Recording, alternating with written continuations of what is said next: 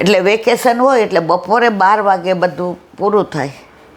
ડોંગરેજી મહારાજનો ઉતારો પંચનાથમાં. એટલે અમારી બેનપણી અંજના ને એ બધા ત્યાં જાય, ટેલ કાંઈ હોય તો મળે. એટલે મને અંજુ એમ કે આવતી હો તો વેકેશન છે શું કરે.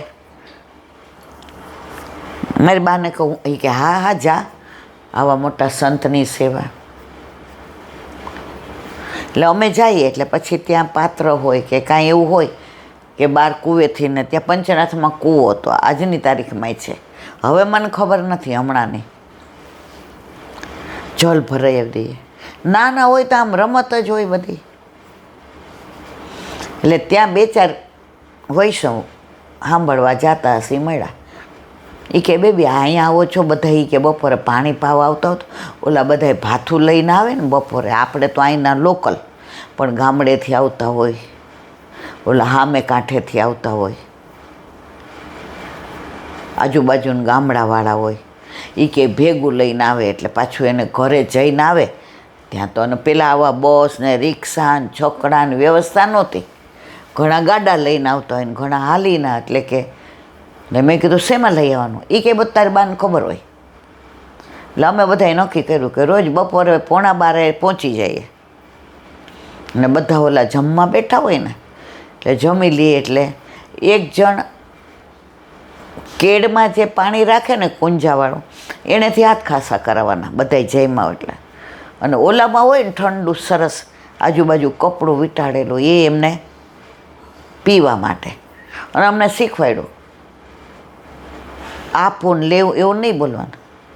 બા જય શ્રી કૃષ્ણ, બેન જય શ્રી કૃષ્ણ, માસી જય શ્રી, આ જળ હાથ ખાસા કરવાનું, આ જળ પીવાનું.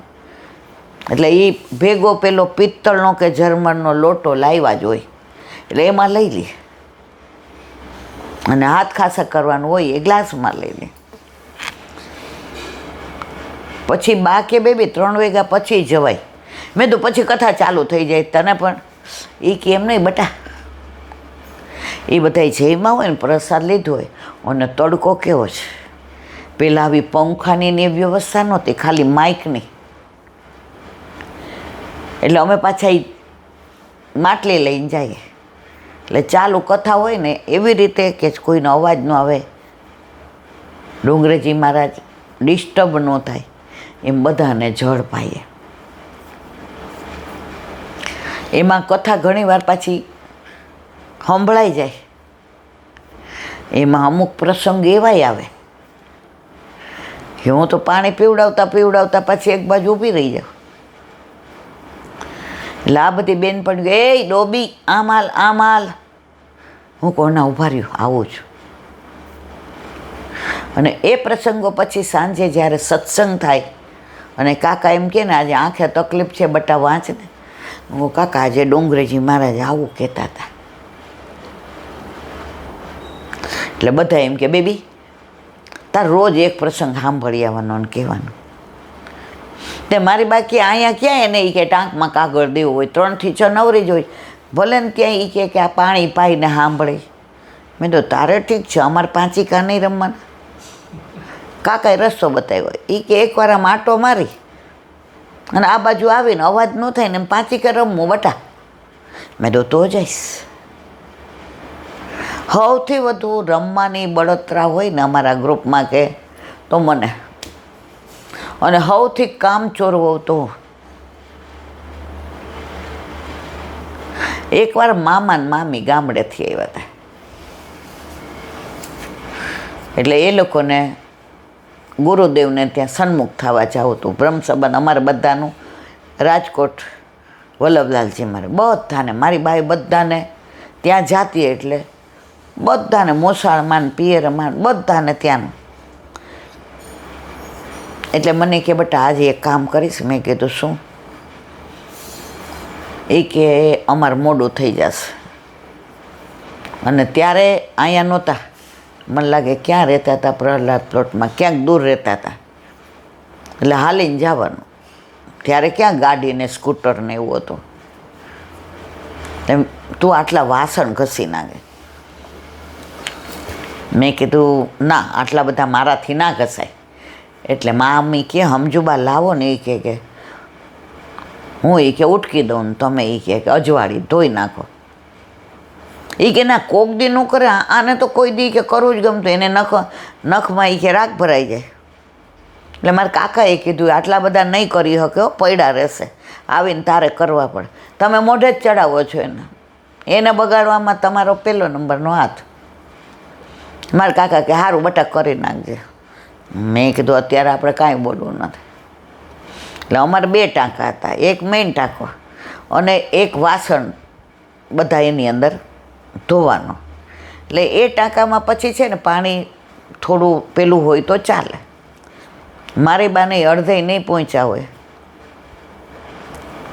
જોયું બધાય હોઈ ગયા છે, બધા વાસણ એ ટાંકામાં નાખી દીધા અને આપણે વયા ગયા રમવા. હાંજે બા કે જો ચોકડી એવી ને એવી ચોખ્ખી છે ને, એમ તો મારી દીકરી ડાયો કોક દે તો કરે ને.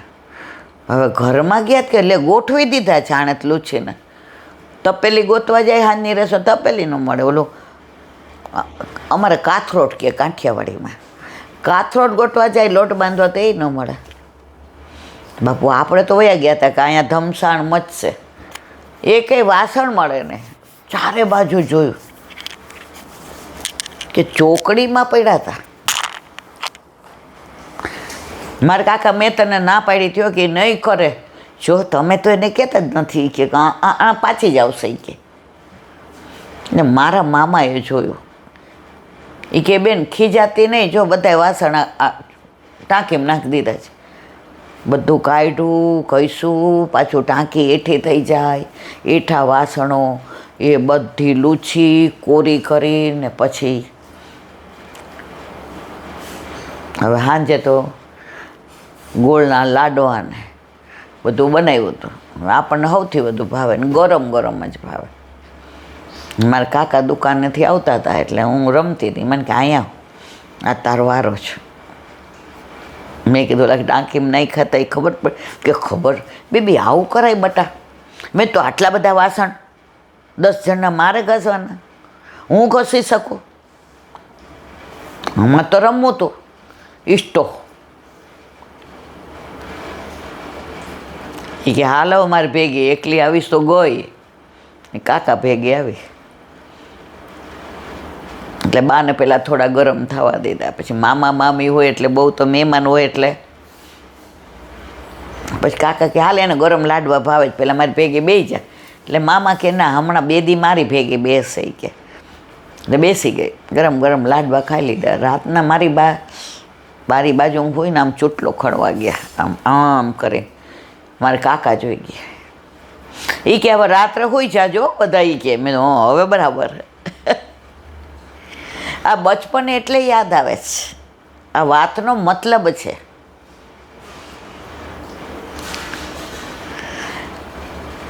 એવી રીતે ભક્તિમાંય આપણને કોઈ પરાણે ખેંચે ને તો આપણે બીજાને બગાડીને બંધ કરાવી દઈએ. જેવી રીતે મેં વાસણ નાખી દીધા, પણ વલ્લભે બધાય મારા ગુના માફ કરી અત્યારે વાણીનું દાન કર્યું છે. તો વાત ડોંગરેજી મહારાજની કથાની કરતા હતા એટલે ત્યાં એ પ્રસંગ સાંભળીએ. ત્યાં એમણે સરસ કીધું હતું એક વાક્ય, બહુ મને યાદ નથી હવે.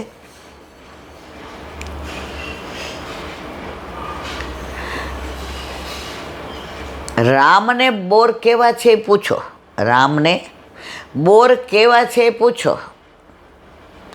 સબરીને પૂછશો તો ખાટા ને મીઠા બેય કહેશે, કારણ કે ચાખી ચાખીને રાખતી હતી ને, ખાટા ફેંકી દેતી હતી અને મીઠા રાખતી હતી.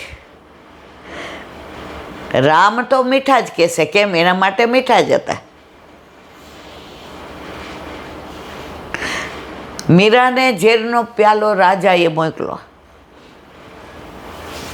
રાજાએ તો ઝેર જ મોકલું હતું.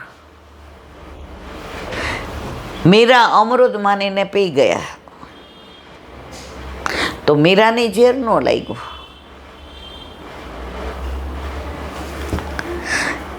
મીરાને એના પતિ લીલામ પહોંચી ગયા પછી એના દેર બહુ જ હેરાન કરતા. અને ઝેરનો પ્યાલો મોકલો. અને પંડિતને કીધું એવું ઝેર બનાવ કે આમ આંગળી ચાટે ત્યાં પહોંચી જાય. ઝેરનો પ્યાલો આવ્યો એટલે કીધું ભાભી લ્યો, આ ઠાકોરજીને ધરાવવા માટેનું અમૃત છે. મીરાબાઈ તો અમૃત માનીને ધરાવ્યું. હવે ઠાકોરજીને એ અમૃત માનીને ધરાવે તો અમૃત જ કરી દીધું. અને મીરાબાઈ તો એના એક તારો લઈને જે ભજન ને જે ઢોળ ને જે નાચે ને જે ગાય ને જે બધાને બોલાવ્યા ને જે બધા તન્મય થઈ ગયા. બોલો રાણો ક્યાં? આ પંડિતને બોલાવો. આ ઝેર હતું એ ક્યાં? આ છેલ્લી જાતનું ઝેર, આનાથી વધુ બીજું હોય જ નહીં. આ મીરા તો નાચે છે ને ગાય છે કે. તો ઓલો પ્યાલો પાછો આવ્યો હતો ને એમાં સેજ ચોંટ્યું હતું. એક આંગળી કરીને પંડિતના મોઢામાં દીધું, ત્યાં પહોંચી ગયા. તો કા મીરાને કેમ કાંઈ ન થયું? ઝેર તો પીતા છે જાણી જાણી મેવાડના રાણા, નથી રે પીતા અજાણી. એટલે જ આપણે મીરાબાઈ પુષ્ટિમાં નથી. આપણે ઠાકોરજીને બધું જોઈને કાકડી હોય તો ખરી કરીએ. ખરી એટલે શું? ચાખીને થૂકીને કોગળા કરી નાખીએ એને ખૈરું કર્યું. તુરિયા કે ગલકાનું શાક હોય તો ખરું કરીએ, ચાખીને કોગળા કરી નાખીએ થૂકીને, ગળે ન ઉતારીએ, પણ પ્રભુને કડવું ન ધરીએ. એટલે મીરાબાઈએ પ્રભુને શ્રમ આપ્યો. એટલે કૃષ્ણ ભક્ત હોવા છતાંય મીરાબાઈ પુષ્ટિમાં નથી. નરસિંહ મહેતાએ પુષ્ટિમાં નથી કૃષ્ણ ભક્ત હોય. એણે કે મારા મામેરા ભરો ને ઓલું ઘી લઈ આવો ને કેદારો રાગ ગીરવે મૂકો. એટલે પ્રભુને શ્રમ આપે ને એ કૃષ્ણ ભક્તો ખરા જ, પણ મર્યાદા. હવે મીરાબાઈને ખબર પડી કે આ બિચારો પંડિત મારા લીધે પહોંચી ગયો. ઠાકોરજી સામું જોયું કે મારા લીધે કોઈ ન મરવું જોઈએ. ને મીરાબાઈએ એવો આર્તનાદ કર્યો કે પંડિત જીવી ગયો. તો નાનપણમાં પણ અત્યારે તો જો છોકરો મીડિયમ ઇંગ્લિશમાં હોય ને એટલે મા બાપને દાદા દાદી શું કહે? હજી તારે વાર છે. પછી જય શ્રી કૃષ્ણ બદલે સ્કૂલમાંથી good morning, good afternoon, good night, hello, how are you everybody. બસ. પણ જો નાનપણથી ને એને વાળે બા દાદા જય શ્રી કૃષ્ણ. આજે સ્કૂલ ખુલી બરાબર, 1.5 મહિને ગયા તો આપણને પગે લાગવા આવ્યા કે આજે very first day of our vacation. મને આવીને આપણે પૂછીએ કેવો દ્યો તમારો દિવસ આજનો? એટલે આપણને બધું સમજાવે. મીડિયમ ઇંગ્લિશમાં હોવા છતાંય આપણી યાર ગુજરાતીમાં વાત કરે. શું કામ?